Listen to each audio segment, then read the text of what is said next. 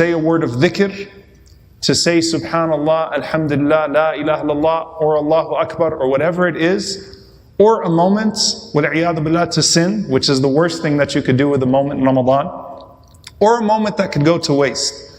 And every single moment is so precious that you want to make sure that you're using your time best. And subhanallah, when you're talking about the aspect of dhikr, what is the best form of dhikr in Ramadan? What's the best form of remembrance of Allah subhanahu wa ta'ala in Ramadan?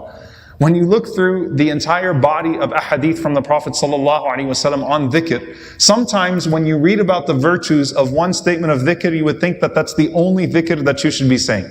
Like if you read about fadal al-istighfar, for example, the virtues of seeking forgiveness from Allah subhanahu wa ta'ala, you would say, I should be doing nothing but saying astaghfirullah all the time.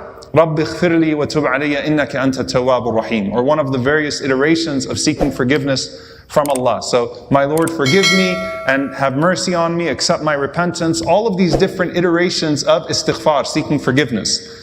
And then you'll find the hadith where the Prophet ﷺ is receiving advice from Ibrahim alayhi salam about the seeds of the soil of paradise. Subhanallah, alhamdulillah, Allahu Akbar.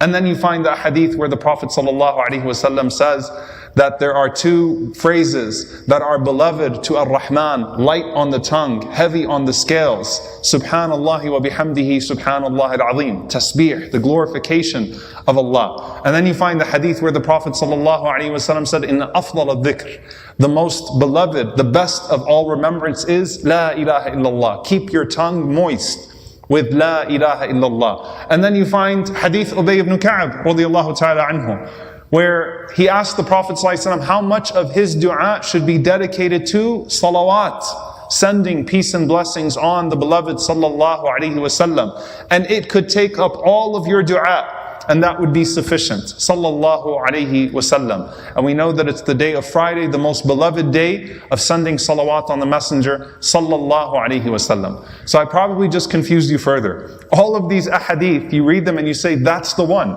Or inna rabbaka yuhibbul hamd. Your Lord loves praise. So just say alhamdulillah over and over again, right? So subhanallah, it's every single chapter.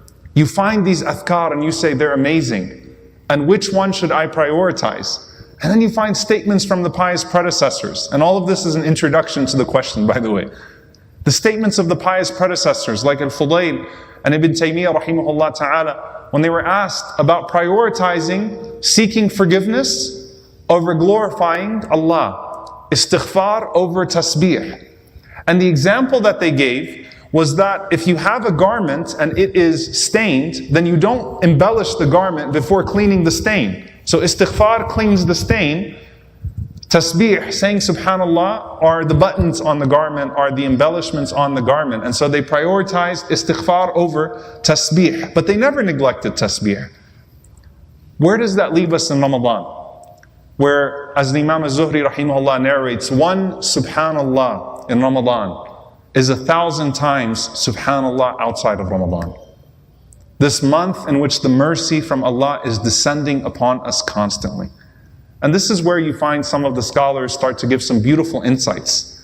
Number one, the best form of remembrance is Quran, and the best way to read the Quran is in prayer. The best form of remembrance is Quran. It is khayru dhikr. It is the best form of remembrance. So as you are reciting your Quran throughout the day, it's a part of your dhikr. It's a part of your remembrance of Allah subhanahu wa ta'ala. And the best way to recite the Quran is in your salah, is in your prayer. Why? Because in your 2 rak'ahs of Qiyamul Layl, you will combine all of the adhkar just to have a proper prayer. You'll have takbir, you'll have tasbih, you'll have istighfar, you'll have salawat. So just 2 rak'ahs with the Quran in it combines all of the best forms of dhikr, and that's the mercy of Allah subhanahu wa ta'ala, that all of the best forms of remembrance are combined in salah.